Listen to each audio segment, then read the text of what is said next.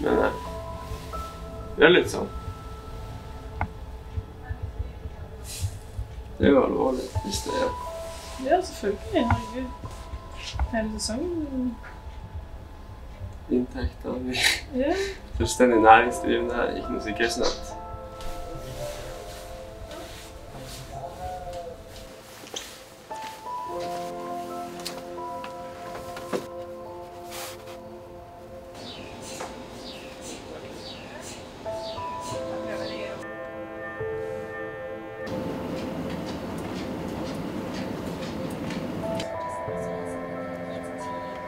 Ja, hva er det man skal si? Et kne som åpenbart ikke fungerer som det skal. Men man har i hvert fall et hode som fungerer sånn noenlunde. Jeg får bare stå han av og håpe ikke det er så alvorlig som det føles nå.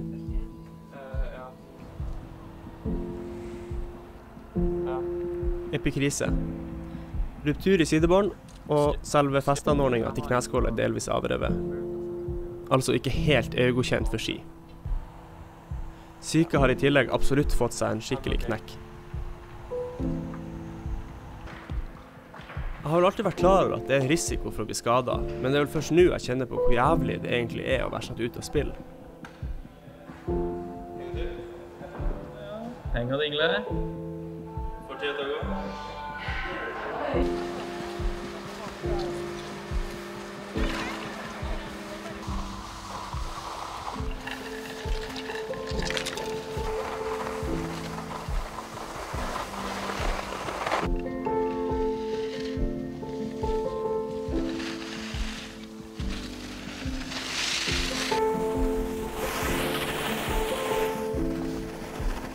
Og det at det nødvendigvis ikke er noe smerte, betyr ikke at det er bra, liksom.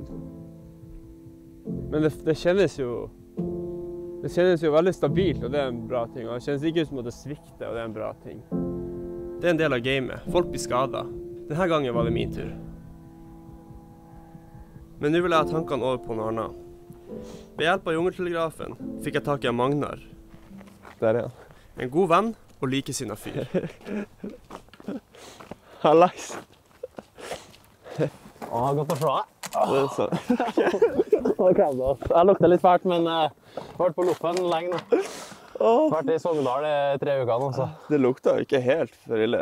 Nei, det lukter litt bål, og det lukter jo egentlig godt da, vil jeg si. Magnar er per dags dato Norges største skiboms i ordets rette forstand.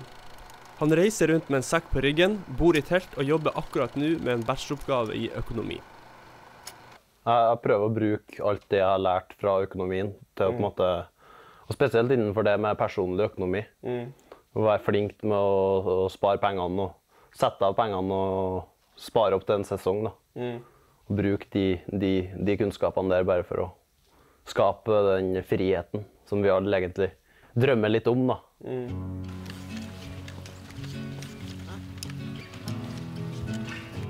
Hvor lenge tror du har mulighet til å gjøre det sånn? Nei, nå skal jeg bli asfaltlegger, og da blir det bare ski fremover. Jeg tenker i hvert fall 5 år til, i hvert fall med ski. Og sånn som når jeg var i Whistler, så var jo mange der og jobbet for å tjene penger til livets opphold på turen da. Og de hadde ikke sparet seg opp en buffer, men for til Whistler for å spare penger. Og når jeg spurte folk, så var det sånn, ja, kan du stå på ski? Nå er det jo skikkelig bra. Og de måtte jo jobbe 5 dager i uka, så da har du liksom ikke den livsstilen, da, for da er du veldig avhengig av den inntekten. Så det er å ha fri akkurat når man har lyst til å ha fri. Man legger ikke asfalt om vinteren. Han er derfor fri så lenge det er snø. Med penger på bok åpner muligheten seg for å jakte etter det hvite gullet. Ja, forholdsvis frie tøyler, så er jo super singel, og det eneste faste regningen jeg har er vel noe reiseforsikring og mobilregning på 79 kroner måneden. Ja, det er muligheter. Det er godt å se. Jeg er veldig... Jeg har nesten tenkt på det at det er stor sannsynlighet for at jeg ender opp alene, bare fordi jeg er så glad i ski. Og jeg er villig til å gå sånn ekstreme lengder for å få dette til å funke. Men det er muligheter. Magnar sin måte å leve på er fristende, men jeg kjenner at min måte til å løse dette delikate med litt sånn små eksistensielle problemer må være litt annerledes. Jeg må kunne ta høyde for uforutsette hendelser og inkludere noe større enn meg selv.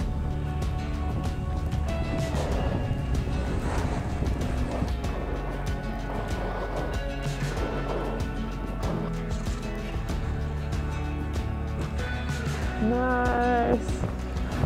Magna lever for ski, men ikke av ski. Det gjør derimot Nikolai Schirmer. Derfor inviterte jeg skistjerner fra Tromsø på tur, for å se om kanskje ikke han har noen solide nordnorske knep på lager.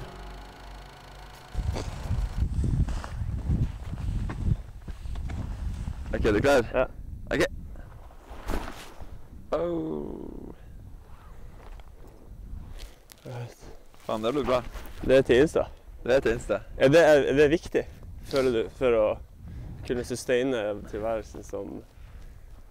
Det er ganske viktig. Det er jo med i alle kontraktene. Og det kjennes ut som... det kjennes ut som folk legger sykt mye vekt på det, fordi det skjer hele tiden. Ja. Men samtidig så er det litt sånn...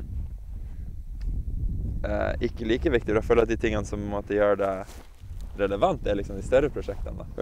Og de når ofte ut til flere da. Ja.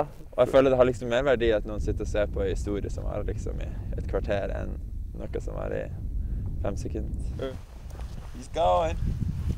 Oh! Oh, still alive. Jeg jobber jo stort sett hele tiden. Så det er jo litt sånn...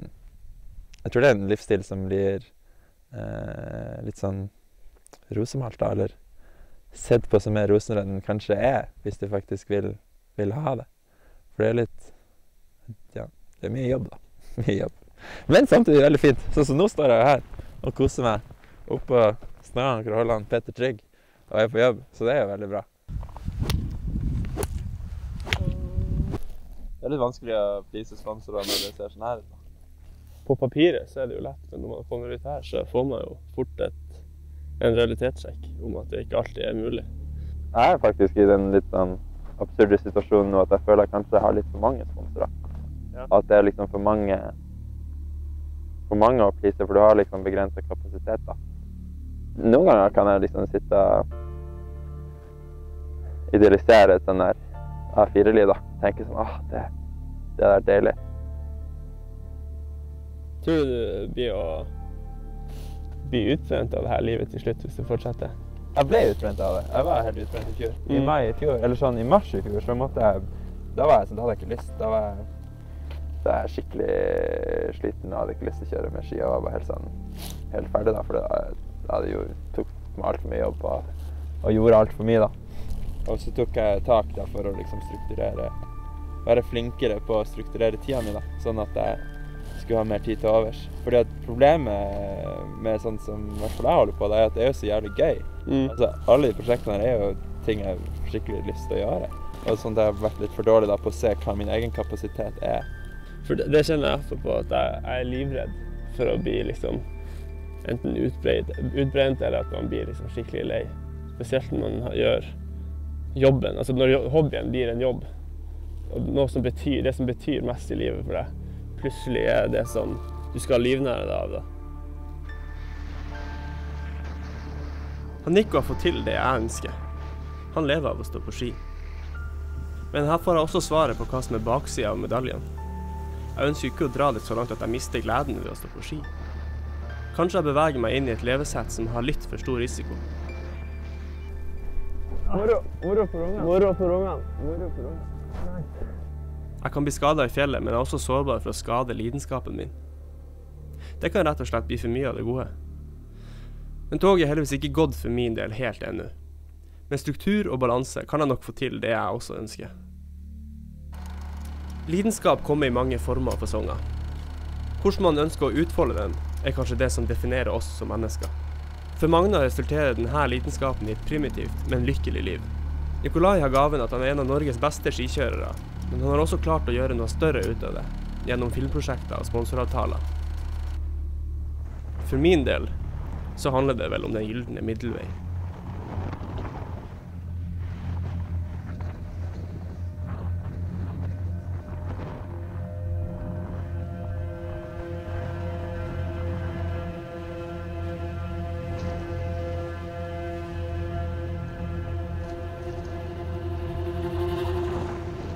Endelig viste fjellene seg fra sin beste side igjen. Jeg har invitert med meg han Stig Helseth på tur. Dette er en mann med mye erfaring. Erfaring jeg ønsker å lære av.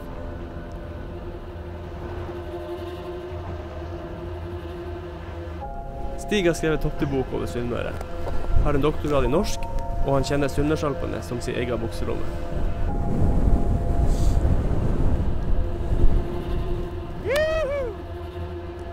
Stig passer perfekt i mitt prosjekt. Hvordan kan jeg leve av og for skikjøring? Vi dro til Perslytta, midt i Sunnmørsalpene. Jeg skulle bli bedre kjent med Stig og høre hvordan han får tid til å være så mye i fjell. Ingenting ble som planlagt.